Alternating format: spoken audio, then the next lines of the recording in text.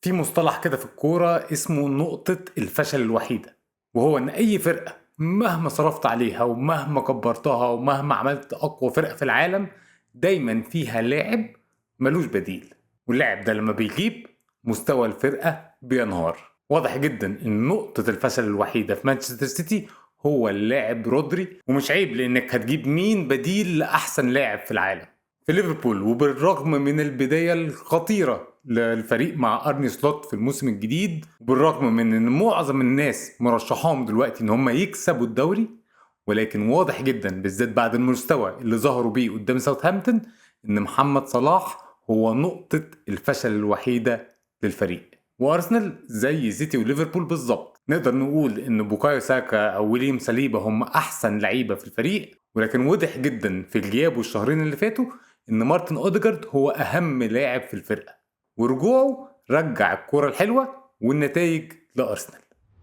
كلنا عارفين ان في حاجات كده في الكورة ملهاش تفسير، الحاجات اللي مش بتتبني على تكتيك ولا خبرة ولا موهبة، حاجات كده كلها سيكولوجية محدش عموما على مدار التاريخ عرف يفسرها. زي كده اللاعب اللي بيمشي من فرقة لازم يسجل ضدهم مع فرقته الجديدة، تحسن مستوى فرقة بالذات في نتائجها في الأول مع مدير فني جديد، وطبعا وأهمهم الفرقة الصغيرة اللي كعبها عالي على فرقة تقيلة. ومتهيأليش في تاريخ الكورة الحديث في فرقة كعبها عالي على فرقة تانية قد ما توتنهام هوتسبيرز كعبهم عالي وبعبع بجد لمانشستر سيتي.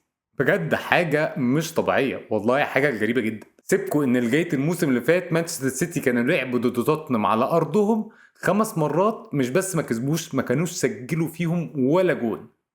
مانشستر سيتي 5 ماتشات ما سجلش ولا جون. وسيبكم من ان سلسلة ال5 هزايم اللي ورا بعض لمانشستر سيتي الفترة دي بدأت وخلصت بخسارتين قدام توتنهام. تخيلوا بقى كمان ان في اخر 5 ماتشات توتنهام لعبوهم قدام سيتي في الاتحاد، توتنهام سجلوا 3 اجوان او اكتر 3 مرات.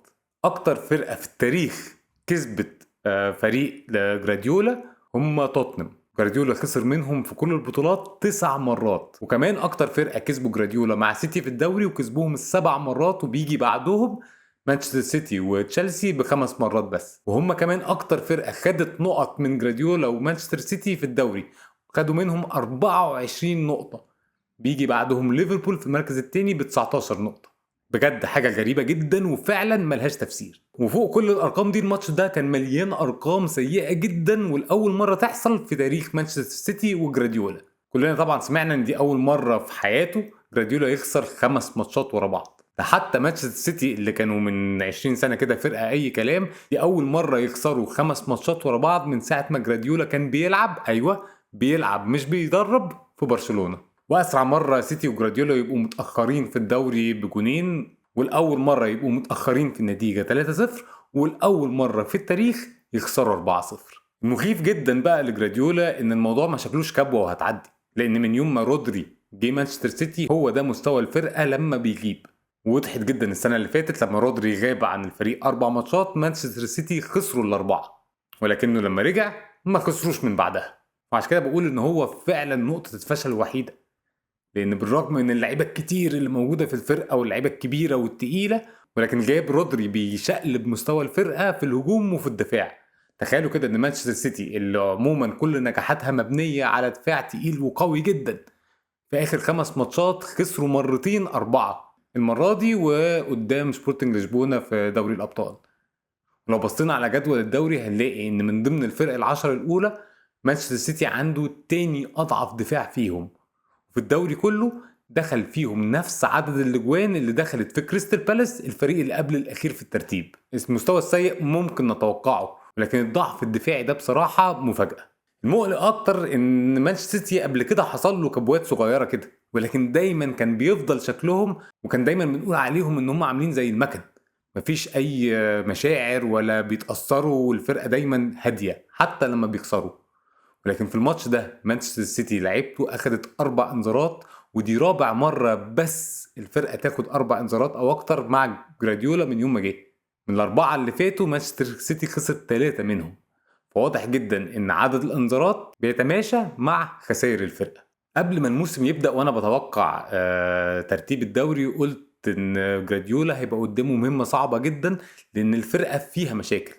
معظم اللعيبة التقيلة معدية سن ال 29، فطبيعي ان مستواهم يقل، ووارد جدا ان لاعب مهم زي رودري او هالاند يتصاب، وفعلا الحاجتين دول حصلوا. ولكل الاسباب دي بقول ان لو جراديولا عرف يقلب الموضوع وعرف ان هو في الاخر يكسب الدوري، هيكون ده اصعب واقوى واحسن دوري له في حياته، بالذات بعد بداية ليفربول مع أرني سلوت، اللي بقى أسرع لاعب في تاريخ الدوري يوصل ل10 انتصارات بالتساوي مع كارلو أنشيلوتي وجوس هيدج. ولكن المستوى اللي ظهر بيه الفريق قدام ساوثهامبتون أخير الدوري هو ده اللي مخليني مش مطمن ومش حاسس إنهم هيكسبوه. لأن الناس دايما بتقول إن شخصية البطل إنك تبقى متأخر في النتيجة وتعمل الريمونتادا وتكسب، ولكن التاريخ والأرقام بيقولوا عكس كده، واتكلمت في نفس الموضوع ده الموسم اللي فات. التاريخ بيقول إن في آخر 30 سنة من الدوري مرة واحدة بس الفريق اللي كسب الدوري كان هو أكتر فريق عامل ريمونتادا في البطولة. فمن الآخر شخصية البطل مش إن أنت تعمل ريمونتادا، ولكن إنك أصلا ما تبقاش متأخر في النتيجة. ليفربول في آخر 4 ماتشات له في الدوري كان متأخر في النتيجة في 3 منهم. الحاجة الوحيدة اللي تخليهم يكسبوا الدوري ان محمد صلاح لا يتصاب ويكمل على المستوى الخطير اللي هو ظاهر بيه من بداية الموسم. صلاح لحد دلوقتي اكتر لاعب في الدوري له يد في جوان ب16 جون، مسجل 10 وصنع 6. اقرب لاعب له بيجي بعديه ب4 تجوان، وده مستوى لصلاح ممكن يكون من احسن المستويات اللي بنشوفه فيها في الدوري بالرغم من سنه.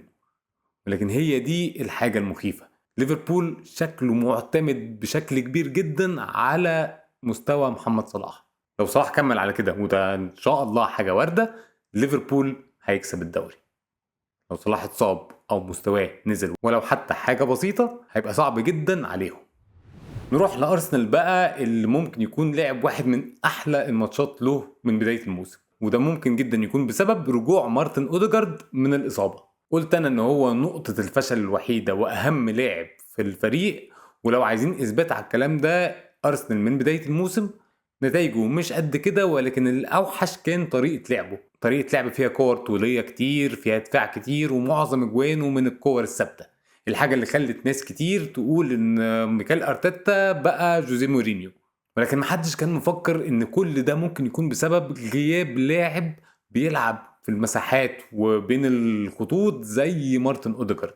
ودليل تاني على الموضوع ده ان ارسنال الموسم اللي فات كان تاني اكتر فرقة اتحسب لها ضربات جزاء، وده كان بسبب الكور البينية والثروهات بتاعت اوديجارد جوه منطقة الجزاء. في ظل غيابه في 10 ماتشات الموسم ده، أرسنال لحد دلوقتي بعد 12 ماتش ما اتحسبلوش ولا ضربة جزاء واحدة في الموسم كله، بالرغم من ان هو نقطة الفشل الوحيدة. ولكن شكل أرتيتا كده لقى البديل له، اللاعب إيثان نوانيري اللي نزل في الشوط التاني وبقى التاني أصغر لاعب في تاريخ أرسنال يسجل له في الدوري بعد ساسك فابريجاس، وفي الدوري كله بقى بين كل الفرق بقى 9 أصغر لاعب في التاريخ يسجل في البطولة. لو بصينا على الأسامي اللي قبله هنلاقي إن لويس كالي لاعب قده فمش هنتكلم عنه، ولكن في 4 نجحوا و3 فشلوا. فالسؤال هنا بقى، تمام إنك سجلته أنت صغير، ولكن هتكمل إزاي؟ بس بصراحة هو باين أرسنال من زمان، هتقولي من زمان إيه، ده عنده 17 سنة، من موسمين بالظبط ميكال أرتيتا نزله في ماتش وهو لسه عنده 15 سنة، وبقى ساعتها أصغر لاعب في تاريخ الدوري يلعب لفرقة في الدوري الإنجليزي.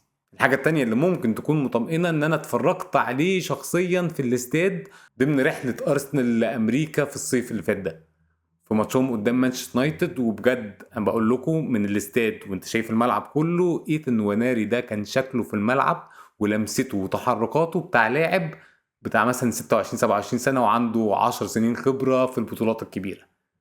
بجد شكله لاعب تقيل جدا وممكن يكون مفتاح مهم جدا لارسنال في الفترة اللي جاية. الاسبوع الجاي بقى ليفربول ممكن يقضي تماما على فرص مانشستر سيتي انه يكسب الدوري، ولكن توقعي بقى ان الماتش ده هيخلص يا تعادل يا بفوز مانشستر سيتي عشان الدوري من بعدها يولع. يعني خلينا نشوف هيحصل ايه، واشوفكم الحلقة الجاية.